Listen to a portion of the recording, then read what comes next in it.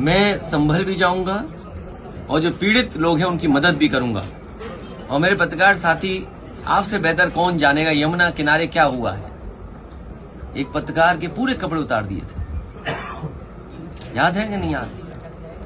तो ऐसे माहौल में हम और आप लोग हैं। संभल के लोगों की मदद हो, उनको न्याय मिले, और उसके लिए हमें चाहे लोकसभा में सवाल उठाना पड़े या लगातार हम लोगों को उसके लिए लड़ाई लड़नी पड़े, हम लोग संभल के लोगों को न्याय दिलाना चाहते हैं। उन्हें न्याय मिलेगा।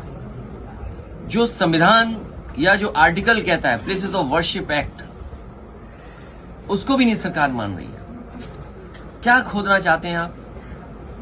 मुझे तो ये समझ में नहीं आ रहा, भारतीय जनता पार्टी को कैलाश पर्वत नहीं दिखाई दे रहा है, मानसरोवर नहीं दिखाई दे रहा। इन भारतीय जनता पार्टी के लोगों से कहो कि चलो मानसरोवर की ओर, चलो कैलाश पर्वत की ओर, हम आपका साथ देंगे। हो अगर हिम्मत उनमें हो, उनमें बहादुरी, तो चल के दिखाएं। ये कमजोर पे अन्याय कर सकते हैं, ताकतवर के ये पैर छूते हैं, ताकतवर के आगे सामने झुक जाते हैं। अभी लोकसभा में विदेश मंत्री ने जो स्टेटमेंट दिया था चीन को लेकर के, सबसे पहले मैं खड़ा हुआ, कहा कि रजांगला जो मेमोरियल है उसके बारे में क्या कहना चाहते हो आप?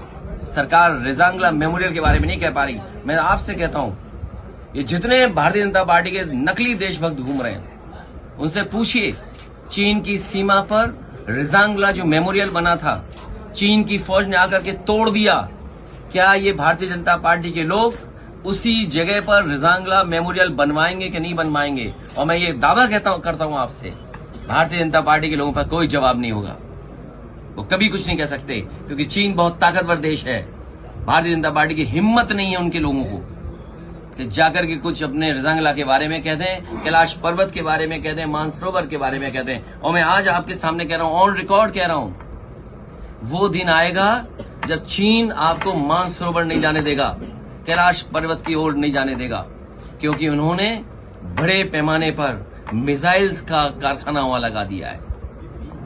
ये बात अगर गलत है तो बीजेपी के लोग कहें आकर के।